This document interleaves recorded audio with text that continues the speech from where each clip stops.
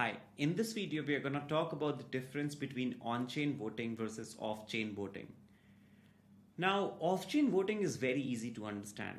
Whatever you have seen in terms of likes on a platform like Instagram, that is some sort of a voting. You're not really voting, but you're approving. When you like a picture, you go in and say, yes, I like it.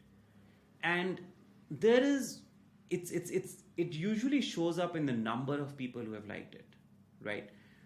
You participated in polls where you see on LinkedIn, someone goes and says, what do you think of startups in 2025? They will go up, they will go down, and you can vote on yes, no, whatever, and you will see how many people have voted. All of this is off-chain. What I mean by off-chain is that it's being stored in a centralized system of record. In this case, it's on LinkedIn. It's in LinkedIn's database. Now, if LinkedIn were to go in and manipulate the data, and change things, like if 50 people said yes and 20 people said no, and LinkedIn would flip that number, say that 50 people said no and 20 people said yes, you would probably never really know.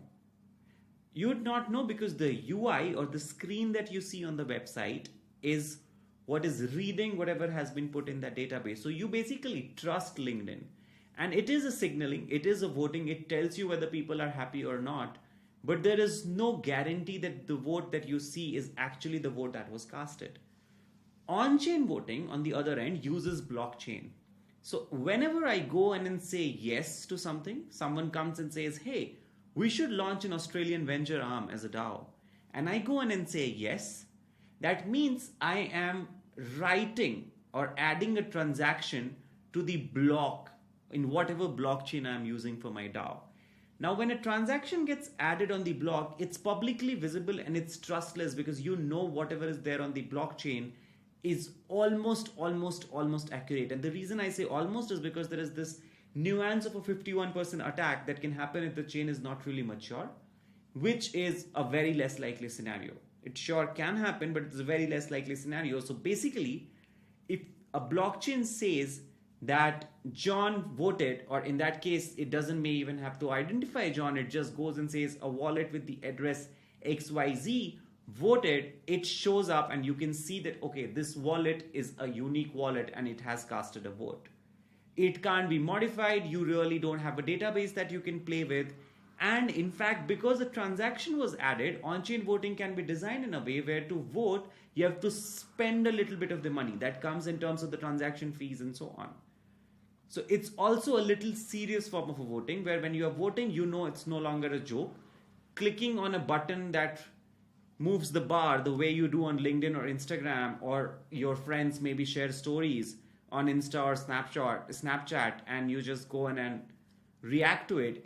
It's easy, but in terms of on-chain voting, there's a record of it stored on the chain. And for you to even undo it, you will again have to go write a block and say that, okay, I'm withdrawing it, and maybe also spend some money in the way.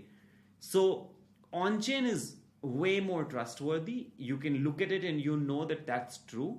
It's also the reason where it's not easy to change things from the back end. So all of the stories that you see of maybe corrupt places where votes during elections and all have been compromised, if the vote was being done on-chain, everyone would know that who voted for whom and that there was an attempt at like changing the outcomes in a fraudulent way. That's the difference between on-chain and off-chain voting. I hope it makes sense.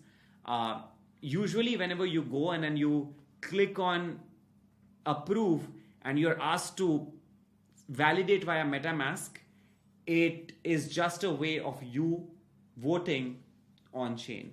It also is a way of the system or the poll, whoever floated the poll, them ensuring that you are voting. For example, that poll on LinkedIn, anyone can go in and click yes and no.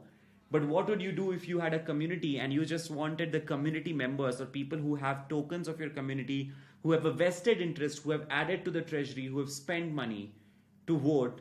You could do that also via on-chain voting. So these are some of the advantages of on-chain voting. And that's all good for now. We'll see you in the next video. Bye-bye.